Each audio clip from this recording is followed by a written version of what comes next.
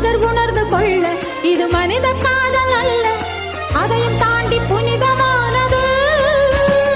அபிராமியே தாலாட்டும் சாமியே நான் தானே தெரியுமா? சிவகாமியே சிவனில் நீயும் பாதியே அதுவும் உனக்கு புரியுமா?